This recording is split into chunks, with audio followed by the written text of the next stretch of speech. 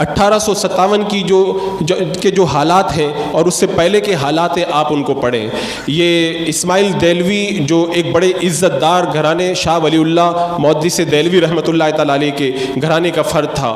انگریزوں کو یہ معلوم تھا کہ ہندوستان کی سرزمین پر اگر ہمیں یہاں پہ قابو پانا ہے تو وہی طریقہ کرنا ہوگا جو طریقہ ہم نے خلافت عثمانیہ کو توڑنے کے لیے کیا ہے. یعنی ایک ایسے آدمی کو تیار کرنا ہوگا جو مسلمانوں کو آپس کے اندر لڑائے.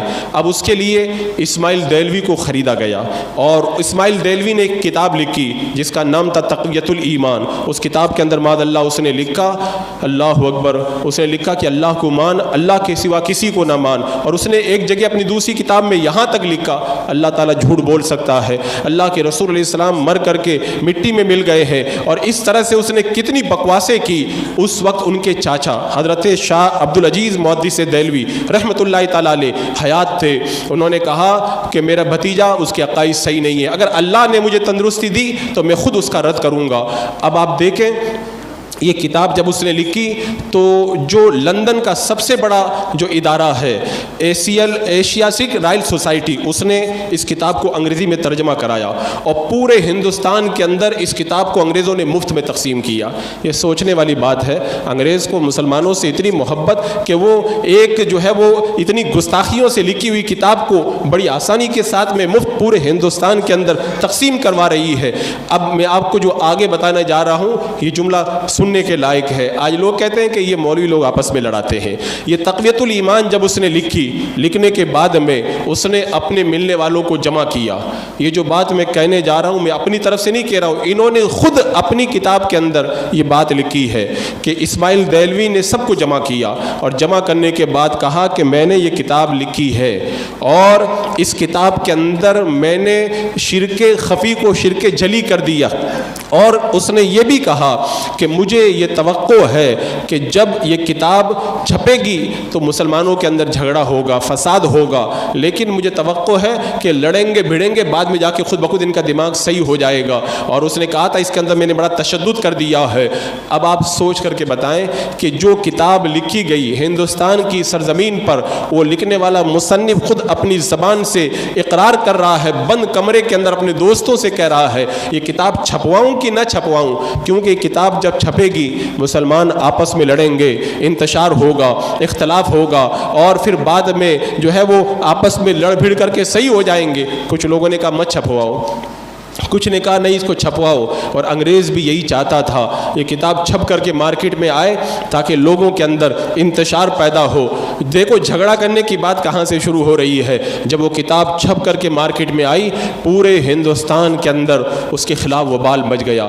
جگہ جگہ مناظروں کا ماحول بنا، جگہ جگہ جو ہے وہ لوگوں کے اندر انتشار پیدا ہونے لگا. حضرات مکرم، یہ وہ اختلاف کی بنیاد تھی جو 1822 کے بعد میں ہندوستان کی زمین پر اسماعیل دہلوی کے ذریعے انگریزوں نے رکھی. اس کے بعد میں دوسرا کام انگریزوں نے یہ کیا کہ اسماعیل دہلوی اور اس کے پیر سید احمد کو جو ہے وہ مسلمانوں کے خلاف لڑنے کے لیے باضابطہ ہتھیار دے کر کے جو ہے وہ بالا کوٹ کی طرف روانہ کیا. یہ باتیں بھی خود ان کی اپنی کتابوں کے اندر موجود ہیں، جو پڑھنا چاہے ان کتابوں کے اندر خود پڑھ سکتا ہے. اور پھر اس کے بعد میں اللہ تبارک و تعالیٰ کا کرنا ایسا ہوا کہ وہ دونوں بدبخت اپنے انجام کو پہنچے. اور اسماعیل دہلوی نے یہ بات کہی تھی کہ جو میرے پیر سید احمد کا مرید نہ ہو وہ کافر ہے.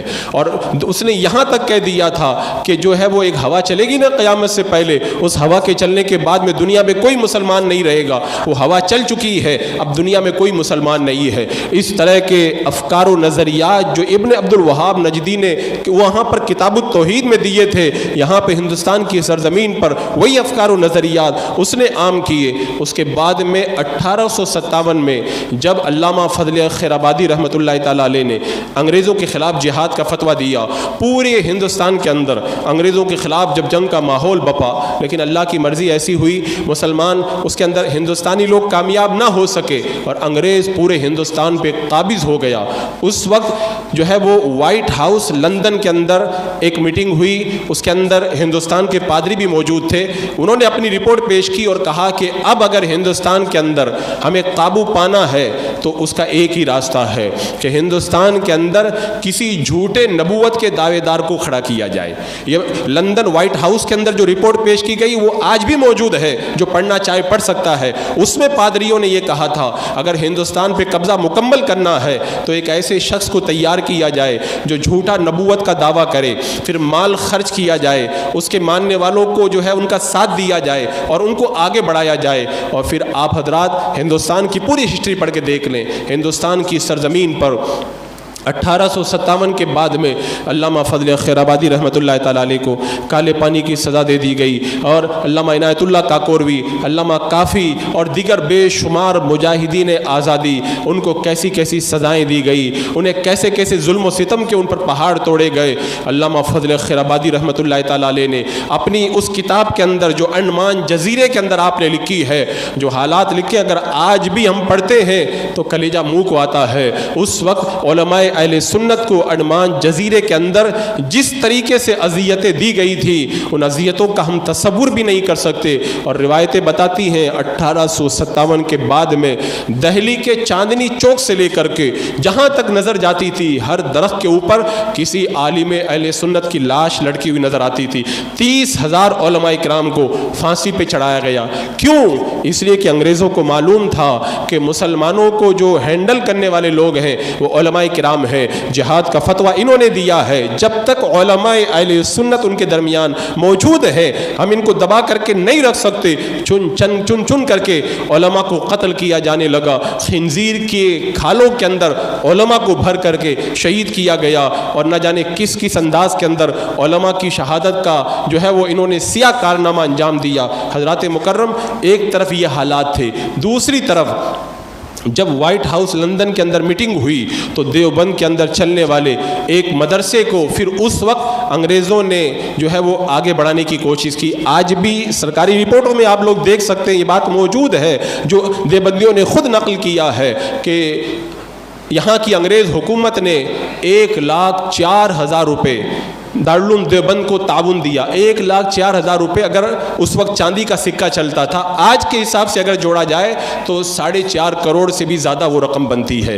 وہ انہوں نے ان کو سپورٹ کیا. اور اشرف علی تھانوی کو جو ہر مہینہ جو وظیفہ ملتا تھا 600 روپے, جو آج کے حساب سے 2.25 لاکھ روپے ہوتے ہیں, ہر مہینہ 2.25 لاکھ روپے دیا جاتا. یہ بات میں اہل سنت کی کتابوں سے نہیں بول رہا ہوں, خود اشرف علی تھانوی کے ماننے والوں نے اس بات کو لکھا ہے. اب آپ سوچیں, ایک طرف علماء اہل سنت کو شہید کیا گیا, علماء اہل سنت کو کالے پانی کی سزا دی گئی, دوسری طرف ایک مدرسے کو تعاون دیا جا رہا ہے. اب جب یہ مدرسے کو جب تعاون دیا, اس کے بعد میں قاسم نانوتوی کو وہاں پر پڑھانے کے لیے رکھا, اور قاسم نانوتوی نے چند سال کے بعد میں ایک کتاب لکھی تحذیر الناس. اس کتاب کے اندر اس نے یہ تاثر دیا معاذ اللہ کہ اللہ کے رسول علیہ السلام کے بعد میں اگر کوئی دوسرا نبی آ جائے تو خاتمیت محمدی میں کوئی فرق نہیں پڑتا ہے. معاذ اللہ اس نے نبوت کا دروازہ کھولنے کی کوشش کی. جو حضرات ہسٹری پڑھتے ہیں وہ غور کریں گے تو ان کو پتہ چلے گا, وائٹ ہاؤس لندن میں میٹنگ ہوئی کہ ایک نبوت کے دعوے دار کو کھڑا کیا جائے, اور اس کے چند سالوں کے بعد میں دارالعلوم دیوبند میں کتاب لکھی جا رہی ہے, اور اس کتاب میں لکھا جا رہا ہے کہ اللہ کے رسول کے بعد دوسرا نبی آ سکتا ہے. اس کا مطلب کیا ہوا؟ وہیں سے جو ہے وہ باضابطہ طور پر آگے کام شروع ہوا. جب وہ کتاب لکھی گئی پورے ہندوستان میں ہنگامہ ہو گیا. ابھی یہ ہنگامہ ختم بھی نہیں ہوا تھا, تبھی برائن قاطیہ ان کی طرف سے چھپ کر کے آ گئی, جس میں معاذ اللہ اللہ کے رسول علیہ السلام کے علم کو کم بتایا گیا اور شیطان کے علم کو زیادہ بتایا گیا. ہندوستان کے حالات اور زیادہ بگڑے. ابھی یہ حالات صحیح بھی نہیں ہوئے تھے, تبھی دوسرا دیوبندیوں کا فتویٰ منظر عام پہ آ گیا. اللہ تعالیٰ جھوٹ بول سکتا ہے, اور زیادہ حالات خراب ہوئے. ابھی حالات درست بھی نہیں ہو پائے تھے, ابھی جھگڑا فتنہ و فساد بڑھ ہی رہا تھا. تبھی حفظ الایمان اشرف علی تھانوی نے لکھی, اس کے اندر معاذ اللہ اللہ کے رسول علیہ الصلوۃ والسلام کے علم پاک کو پاگلوں اور چپائیوں کی طرح قرار دیا. پورا ہندوستان آگ کے شعلوں میں آ گیا, جگہ جگہ فتنہ و فساد کا ماحول پیدا ہوا, مسلمان آپس کے اندر لڑائی جھگڑے کا شکار ہونے لگے. میں آپ سے پوچھنا چاہتا ہوں, جو لوگ ہم سے سوال کرتے ہیں کہ یہ جھگڑا کون کرواتا ہے, میں کہتا ہوں 1822 سے پہلے جب کوئی جھگڑا نہیں تھا, کوئی اختلاف نہیں تھا, کچھ نہیں تھا, یہ سارا جھگڑا کہاں سے آیا, یہ سارا اختلاف کہاں سے آیا؟ تم نے ہسٹری نہیں پڑھی, تاریخ نہیں پڑھی. یہ تاریخ پڑھو گے تو تم کو پتہ پتہ چلے گا کہ اختلاف کی بنیاد کس نے رکھی ہے۔ اعلیٰ حضرت سرکار تو جو ہے وہ اس وقت 1856 میں پیدا ہوئے جب یہ فتنہ و فساد بپا کر رہے تھے، جب ان گستاخانہ کتابوں کو مارکیٹ میں چھاپا گیا، کئی سالوں کے بعد میں اعلیٰ حضرت رضی اللہ تعالیٰ عنہ نے 1902 کے اندر ان لوگوں کے کافر ہونے کا فتویٰ دیا۔ پھر 1906 کے اندر اعلیٰ حضرت جب تشریف لے گئے مکہ مدینہ جب حج کے لیے، اس وقت مکہ اور مدینہ کے علماء نے ان کے کافر ہونے کا فتویٰ دیا۔